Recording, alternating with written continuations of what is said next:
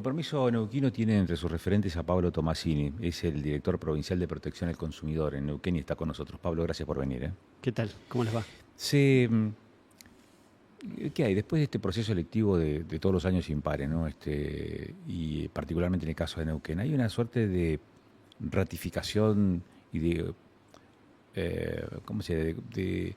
De consolidación interna, digamos, del espacio gubernamental, del espacio de gobierno en la provincia de Neuquén. ¿Se puede interpretar así esta ratificación de pertenencia a la neuquinidad, Pablo? Sí. Con mucha fuerza estamos convencidos que este es el proceso que hay que llevar adelante en términos provinciales. Una provincia que tiene una enorme riqueza, como nuestro país también tiene una enorme riqueza, pero una provincia que empieza a ser administrada de una manera razonable y certera, con objetivos claros, y que empieza a tener los resultados que empieza a tener en el orden nacional. Todos los indicadores nacionales dan cuenta de Neuquén liderando el crecimiento del empleo, liderando el Producto Bruto Geográfico. Y eso no es producto solamente de tener recursos naturales. Recursos naturales tiene todo el país. Imagínense ustedes la pampa húmeda, imagínense ustedes toda la cordillera del país, la minería en el norte, el algodón, la yerba, el mar que tenemos. Díganme si no tenemos un país riquísimo.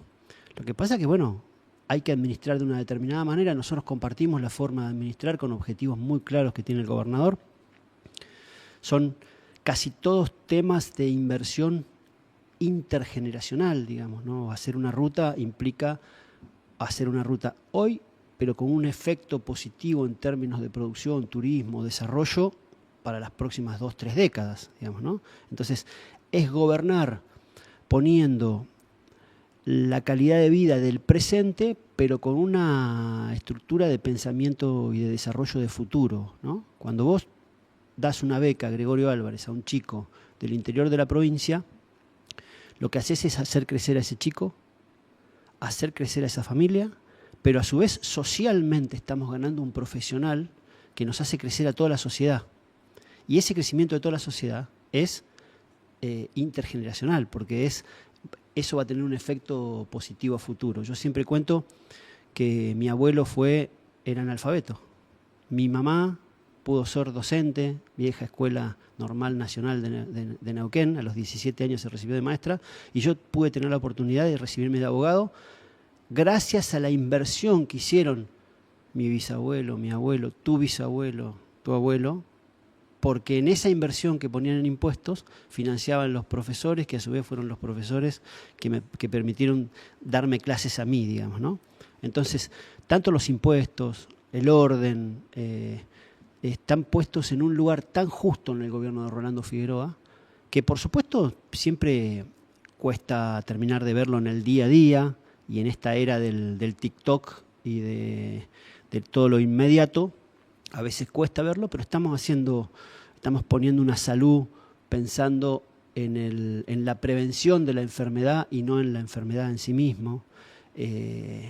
Estamos poniendo un banco de la provincia de Neuquén, que era simplemente un organismo financiero, en una especie de banco de fomento muy fuerte para fomentar actividades. Bueno, hay un cambio de matriz y un cambio de paradigma que expresa Rolando Figueroa y que nos obliga a nosotros como militantes. Yo te decía fuera de micrófono, milito desde que soy muy chiquitito, y uno siempre quiere convencerse de que estar en el proyecto adecuado y tener las libertades para trabajar son como dos fenómenos que no se dan casi nunca en la política. Así que estamos muy contentos. ¿Y cómo interpretás? Porque hay evidentemente un modelo de contraposición a otro modelo, un modelo en donde la presencia del Estado se caracteriza precisamente por eso, por su incidencia en la vida cotidiana, con criterios de eficiencia y de eficacia, que es lo que quiere ratificar en cada oportunidad que tiene la gestión de Figueroa, en contraposición a otro modelo de Estado quizás cada vez más reducido, más diminuto, de menor incidencia en la vida cotidiana de las personas, que es el proyecto político que caracteriza a la Libertad de Avanza, que es el gobierno nacional. Ahora, en el plano nacional, esa visión del Estado es la que está concitando la mayor cantidad de votos. De hecho, ha salido elegido hace 2 años atrás y ha sido ratificado este año en las elecciones de medio término. ¿Cómo se contrarresta, digamos, esa mirada en la sociedad que observa dos esquemas que podrían llegar a ser antitéticos, ¿no? ¿Cómo se hace para persuadir a unos y a otros sobre la vigencia de este y no del otro modelo? Nosotros lo hacemos trabajando todos los días, construyendo todos los días y fortaleciendo un Estado que sea, vos lo dijiste, eficiente, primero, que represente el pacto social que tenemos entre todos, que sepamos que es un Estado que es nuestro y que tenemos que cuidarlo. Entonces el trabajador del Estado tiene que ser un trabajador que trabaje, el funcionario del Estado tiene que ser un funcionario que no gaste plata en pavadas y que las gaste en cosas que tengan que ver con el futuro. Y la sociedad va evaluando esas alternativas. Lo que termina pasando es que las sociedades también eligen en función de las alternativas que tienen en los momentos políticos adecuados, digamos, ¿no? Y si vos no encontrás una alternativa que sea válida en el orden nacional, vas a terminar votando a quien te ofrece un futuro. A mí no me gusta ese futuro.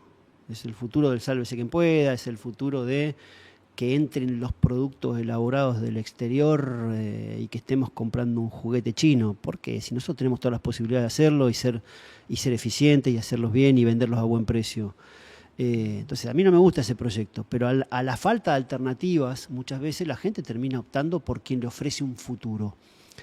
Y hoy el que ofrece ese futuro lamentablemente es Milei. Y falta que se consolide en el frente de la propuesta de Javier Milei una expresión política que le ofrezca otro futuro a los argentinos, que es un poco lo que pasa en Neuquén. Acá hay una oferta que no te propone subirte a un tobogán e irte para abajo, te propone crecer, te propone hacer 600 kilómetros de ruta, te propone articular el diseño del territorio equilibradamente, te propone arraigo. El arraigo es una cosa que nosotros por ahí no le damos mucha bolilla, pero que vos puedas desarrollarte habiendo nacido en Mariano Moreno, habiendo nacido en Traful, y puedas desarrollarte en tu lugar, con tus amigos, con tu gente querida, con todo, es como una expresión de felicidad mucho mayor que desarrollarte en otros lugares, donde vos no tenés ese arraigo, esa contención familiar y de amistades. Entonces, esto es lo que propone Rolando Figueroa, esto es lo que nosotros no vemos que se esté proponiendo a nivel nacional. Ojalá aparezca en el transcurso de estos próximos 2 años una propuesta política que no se quede atada hacer la propuesta política de la inflación o de la corrupción, sino que renueve el espacio, un espacio más vinculado a los sectores nacionales y populares, que es lo que nosotros queremos expresar, pero que no venga con todos los condimentos eso, ¿no? Que no estemos discutiendo el pasado, que estemos discutiendo el futuro. Si volvemos a discutir el pasado y volvemos a discutir qué pasó en la época de Cristina, o qué pasó en la época de Néstor Kirchner, o qué pasó en la época de Alberto Fernández, la gente va a seguir optando por quien le proponga futuro. Entonces, nosotros también necesitamos en el orden nacional hacer esa construcción y también vamos a aportar a eso. Sí, estos ejemplos a los que hacías referencia, estas gestiones a las que hacías referencia recién, que forman parte del pasado reciente político de la Argentina, no son los modelos a replicar. Este modelo, ¿cómo se diferencia también de esas experiencias políticas? Este modelo neuquino de Figueroa, ¿cómo se diferencia de aquellos que decían, no, el Estado presente, no, hay que proteger el mercado interno, no, hay que privilegiar lo nuestro? ¿Cómo esta gestión se puede diferenciar no solamente del modelo actual, liberal, encabezado por Milei, sino también aquel otro modelo popular, político, de raíz peronista? ¿Cómo diferenciarlo también? Digo, para no entrar en esa discusión del pasado, ¿no? Es que tiene que haber una propuesta política. Yo reivindico muchas cosas de ese pasado, ¿no? Uno mira las estructuras de la pobreza en este país y la asignación universal por hijo fue una política universal que tuvo un impacto enorme en la formación, porque además era algo que se le daba, un derecho que se le daba a un chico, pero además se le exigía que tenga las vacunas puestas y se le exigía que vaya a la escuela regularmente. O sea, era toda una política pública enorme. Lo que uno no puede reivindicar son procesos en donde había sensación de corrupción, digamos, en muchos aspectos, en la obra pública. Y la verdad que nosotros lo que tenemos que hacer es ir a la búsqueda de un proyecto que subsane las cosas que de ese pasado que no fueron buenas, que vuelva a poner en valor el pensar en la gente, el pensar en el prójimo, en que somos todos hermanos y que si somos hermanos, uno siempre tiende en la familia a pensar en el que la está pasando mal de tus hermanos, digamos, y uno trata de ayudar, digamos. Eso, como valor social, para nosotros es muy importante. Nosotros no nos gusta esta idea de que si te está yendo mal, y bueno, jodete, algo habrás hecho para que te vaya mal. No, a mí me interesa, como cristiano que soy, decir, hay sectores de la sociedad que no la están pasando bien, bueno, busquemos las condiciones para que esos sectores mejoren. Y si en ese esquema hay que sacarle un poco a los que más tienen, bueno, habrá que sacarle un poco a los que más tienen. No tenemos que tener miedo como sociedad a eso. Si las operadoras del petróleo de Neuquén tienen que poner dinero para las becas Gregorio Álvarez, bienvenido sea.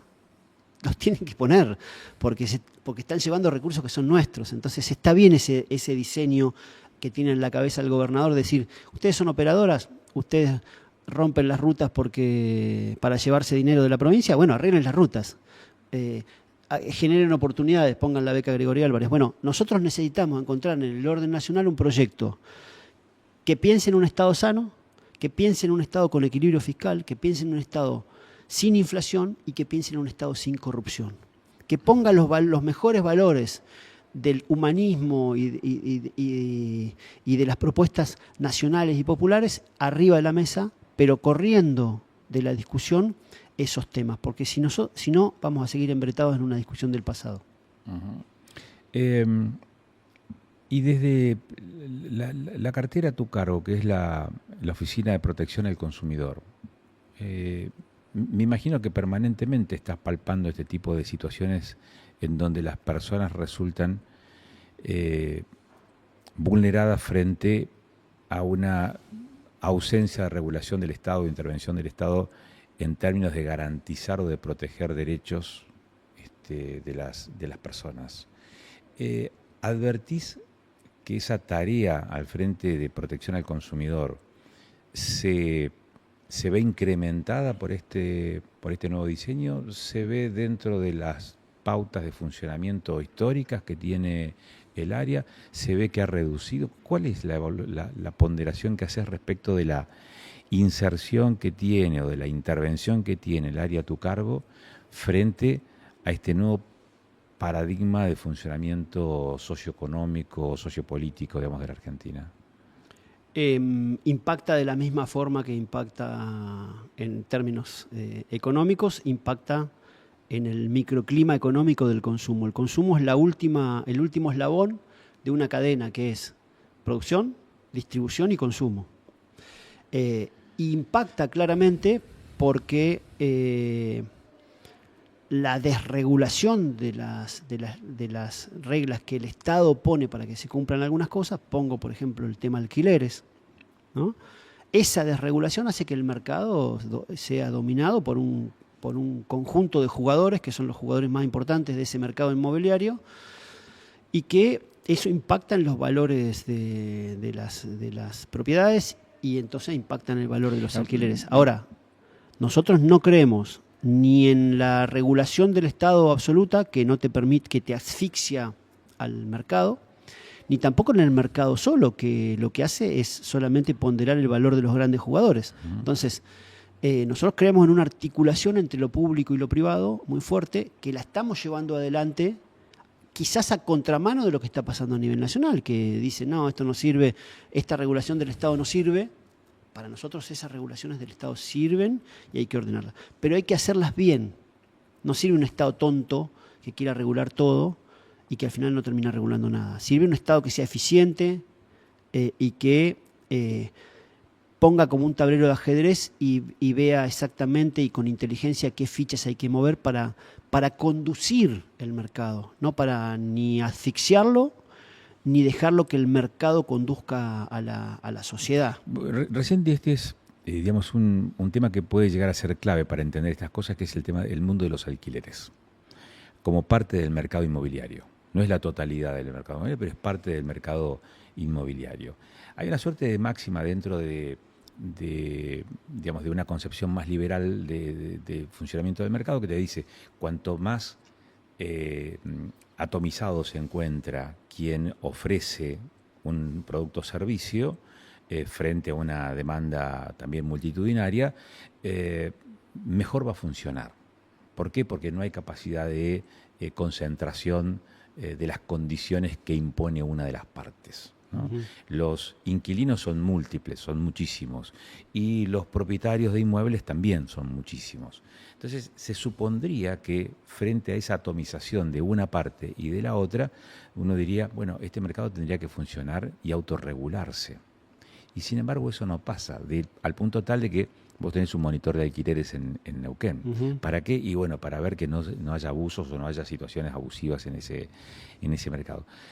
¿Cómo se hace para entender lo que está pasando en el mundo de los alquileres y eso trasladarlo a otros rubros de funcionamiento de la economía que me imagino que tienen repercusión en el área de tu cargo? Totalmente, totalmente. Es que a veces se desvirtúa lo que significa el mercado, ¿no? Cuando entran a jugar 3, 4 jugadores en el mercado de alquileres, entra RE/MAX, entran 2 o 3 inmobiliarias de las más importantes, desvirtúan el mercado. ¿Por qué? Porque hay un polo de poder enorme que le pone las reglas a todo el mercado. O sea que la atomización del que ofrece inmuebles en alquiler no es tal. No, y termina no siendo tal si no hay incentivo para eso. Ojalá hubiera tanta cantidad de gente que quiera alquilar una casa como tanta cantidad de gente que quiera alquilar, digamos, ¿no? Nosotros somos cultores del mercado, pero de un mercado transparente, de un mercado que no fije precios espuriamente, de un mercado que hoy venía escuchando, venía de Zapala y venía escuchando la radio y claro, los servicios en una provincia como Neuquén aumentaron el 200% en 2 años. El combustible aumentó 47% en el último año. Y nosotros somos los dueños del combustible y somos los dueños de la hidroelectricidad. O sea, y estamos pagando tarifas caras. Quiero decir, cuando el mercado es dominado por determinados actores, y la política termina poniendo la agenda de esos sectores dominantes, estamos fritos. Si yo entiendo que el trabajador es un costo, estoy tomando la agenda empresaria. Para mí el trabajador socialmente, Agustín, que vos ganes 1 millón de pesos, hace que en la sociedad se genere riqueza por 1 millón de pesos. Ahora, si vos ganás 2 millones de pesos, vos generás riqueza por 2 millones de pesos. Entonces, como sociedad, queremos tener trabajadores que estén bien rentados.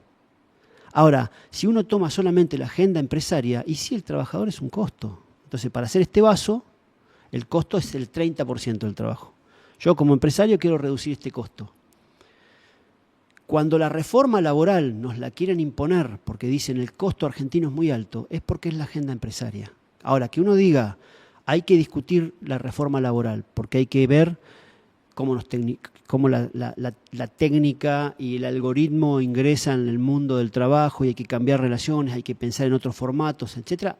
Ahí nosotros estamos adentro de esa discusión. Cuando la discusión es por el costo laboral, le estamos haciendo mal a la sociedad, digamos, ¿no? Si podemos reducir el costo laboral, significa que los trabajadores van a ganar menos, el comerciante va a vender menos, el que expende combustible va a expender menos, y así sucesivamente entramos en un círculo que es vicioso. Nosotros creemos en un mercado transparente, en un mercado diversificado, que no tenga solamente grandes jugadores, porque los grandes jugadores distorsionan los mercados.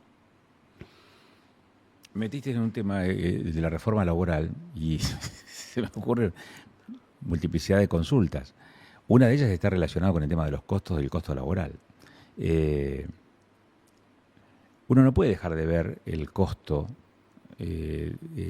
laboral sin hacerlo en términos comparativos con lo que pasa en otros mercados. Entonces, si un mismo producto, vos ponés el ejemplo del vaso, producirlo en Argentina tiene X costo, pero traerlo de otro mercado tiene un costo significativamente menor, ¿a dónde quedamos hasta dónde llegamos con esa discusión respecto de los costos? Y por otro lado, hablar del costo laboral implica hablar de lo que percibe el trabajador o quien está en relación de dependencia. de bolsillo o implica reducir quizás todas las cargas que significan para quien genera la oportunidad laboral, hacer frente y que no se visualizan en el recibo de sueldo? O se visualizan pero no se sienten porque no ingresan al bolsillo. Es decir, cuando vos tenés un recibo de sueldo que dice, ganó 1 millón, pero hay 450.000 pesos que fueron debitados de ese millón, que fueron descontados de ese millón. Es decir, que era 1,5 millones en realidad. Sí. Pero hay otro 500.000 que no lo percibís en el bolsillo. Ese también es un costo para quien genera la oportunidad de trabajo, más el costo que significa el 931, digamos, el aporte patronal. Sí. ¿Esa discusión es o no es pertinente en Argentina? Sí, absolutamente. Argentina necesita volver a establecer un mercado segmentado. No pueden pagar todos lo mismo. Mercado segmentado? Mercado segmentado es que las pymes no pueden pagar el mismo 931 que paga una gran empresa. Y es así, porque vos tenés comerciantes, cuando estamos hablando del 931 son los aportes que se paga al Estado, digamos, ¿no? Yo no discuto el aporte jubilatorio, porque me parece que el aporte jubilatorio nos ayuda a todos a tener un futuro mejor y es pensar en términos de futuro. Pero lo que sí percibe el Estado en términos, alguien quiere tener una empresa, una panadería hoy con 5 empleados y paga casi lo mismo a los empleados que lo que le paga el Estado. Y es un costo enorme, que no se justifica por el volumen de trabajo que se genera un Estado que te esté extrayendo ese montón. En ese sentido hay que segmentar hasta determinada cantidad de empleados, hay que buscar la forma. Yo, digamos, no soy un experto en esto, pero sí me doy cuenta que para mantener una pequeña y mediana empresa o un comercio chico, etcétera, el costo laboral es grande para el empresario. También tenemos que empezar a pensar que esa reducción viene de la mano de que un producto puede venir a menor precio de afuera del país, pero te genera desocupación, te genera un trabajador menos, y ese trabajador menos es un demandante del mercado y un no generador de riqueza, digamos, porque no tiene sueldo para generarla. Entonces, hay que como equilibrar las cosas, hay que pensar mucho en los mercados de los alrededores, hay que potenciar el Mercosur, hay que tener multipolaridad en las negociaciones, hay que negociar con Estados Unidos, pero con Europa, pero con China y con Asia, que es el mercado. Ellos producen productos muy fuertes que son todo dumping, digamos. Para decirlo de alguna manera, es así, que significa que te lo venden al menor costo de lo que lo producen, porque una vez que te ganan el mercado, se está dando en estos días la discusión sobre el juguete. Hoy el 70% de los juguetes son importados. Estamos destrozando la industria del juguete. Pero por otro lado había que equilibrarla, porque si no vos tenías un juguete que te venía y te quieren cobrar 3 veces más de lo que vale. O sea, todo está en discusión en este momento. El costo laboral es uno de los temas que tiene que estar en discusión, pero no en el marco de una agenda impuesta solamente por los grandes empresarios, digamos, sino por una discusión que se tiene que dar a la sociedad, ¿no? Lo mismo pasa con los impuestos.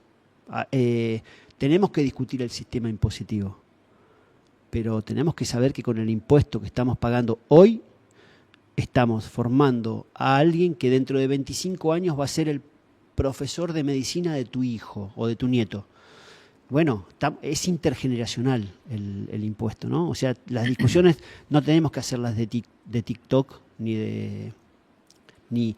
¿Mira mucho TikTok? No, pero digo, porque a veces pareciera que el Twitter o TikTok es como... Sí, la inmediatez de las redes sociales. Y además discutir todo como si fuera todo impacto de hoy. Y la verdad que no es impacto de hoy, es impacto de largo plazo también. Última pregunta y no te quito mucho más tiempo, porque sé que tu agenda es apretada. Pero hablaste de esta segmentación, en todo caso, vinculada a una nueva legislación laboral o consideración, en todo caso, para saber cómo legislar en materia de derecho laboral. Una pregunta dividida en dos. Como abogado, ¿cómo queda entonces el criterio de igualdad ante la ley cuando uno establece categorías distintas frente a una misma obligación o frente a una misma tarea, que es la generación de puestos de trabajo? Ese es un punto.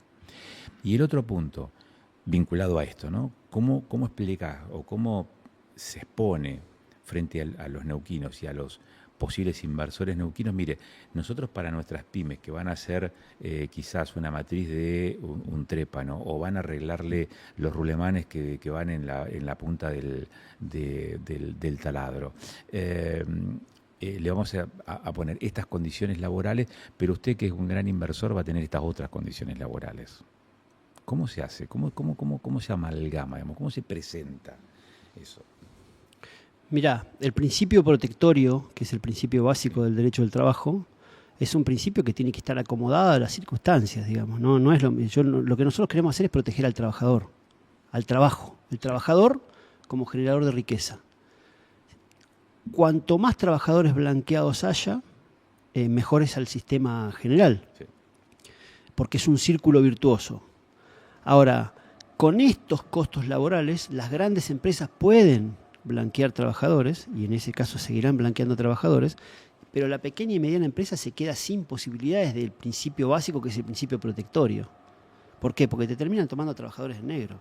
Entonces, lo que hay que lograr es que todos estén en blanco, en distintas circunstancias, y se irán midiendo en función de las circunstancias que impone el nivel de formación que tengan los trabajadores, y bueno, habrá que incentivar toda la herramienta de capacitación. La segunda, que me decías, es ofrecerle alternativas a los inversores, grandes o pequeños, según las circunstancias que esos mismos inversores tienen. Entonces tendrán que comprender, como le comprenden al gobernador Rolando Figueroa, que les hace poner plata para un fondo fiduciario para que hagan asfalto en Neuquén, pero no se lo hace poner el gobernador de Chubut.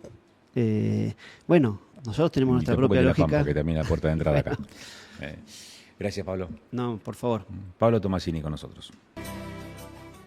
Hemos hablado recién con Gustavo Iril, que es el titular del área de discapacidad en la provincia de Neuquén, como lo hicimos antes con Tomasini, al frente del área de protección al consumidor también en la provincia de Neuquén, y ambos integrantes del gabinete provincial o de la estructura gubernamental provincial que están contenidos dentro de ese espacio político más amplio que es el que conduce Rolando Figueroa. ¿Por qué? Porque nos interesa saber cuáles son las ideas fundantes de esta gestión provincial, de lo que se plantea como modelo de gestión provincial, con un Estado que tiene una preeminencia significativamente superior al rol que puede concebirse para el Estado en una visión más liberal del funcionamiento de la sociedad, como es la que encarna el gobierno nacional de Javier Milei. Digo, para entender cuáles son los postulados, cuáles son los argumentos, cuáles son las ideas, los arietes argumentales de una gestión provincial que plantea también, como te decíamos recién, la preeminencia del Estado en la vida cotidiana de los neuquinos.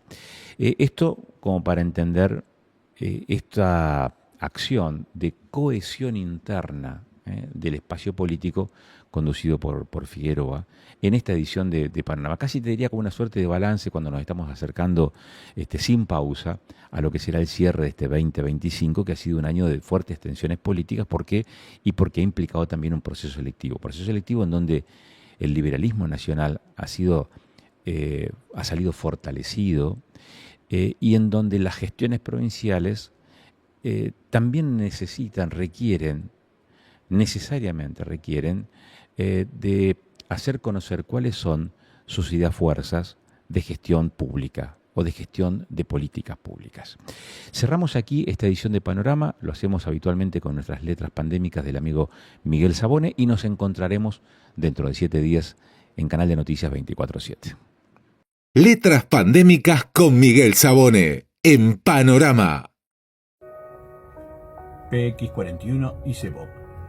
Sabe que soy su negro, sabe que soy su chulo. Dice que tengo cara que en la cama lo hago duro. Yo le agarro el cuello, se lo hago contra el muro. Sé que te lastimaron, vení, que te curo.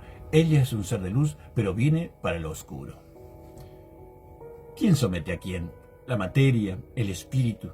Siglos de restricciones en ese ordenamiento de discursos no normalizadores a identidades. Es la rebelión, el control de nuestra sexualidad. En esa dialéctica del sexo que en los años 70 fueron los albores de la autopercepción psíquica, subjetiva y cambiante. Y empezamos a ver que la verdad no es algo universal, sino que responde a una construcción histórica. Pero sigo luchando desde mi razón a las urgencias de mis testosteronas. Me cabe la sospecha que nuestra carne, nuestros apuros, han dejado muchas realidades cambiantes en alma en pena. Es pensar el sujeto como sujeto de deseo, donde se juega ese tiempo de acceso a la vida del cuerpo o a la vida de la especie. Son esas subjetividades de que nuestra sexualidad es un medio en el que nos reconocemos y somos conscientes de nuestra existencia, en la que definimos nuestra personalidad, gusto, inclinación. Es más, sigo escuchando ese todo es sexo. Todo es sexo. Qué bello puede ser el sexo cuando el hombre lo conserva poderoso y sagrado, cuando llena el mundo. Es como el sol que te inunda y te penetra con su luz. Y así, con el tiempo aprendemos que no es el sexo lo que nos da placer, sino el amante. PX41 y Sebok.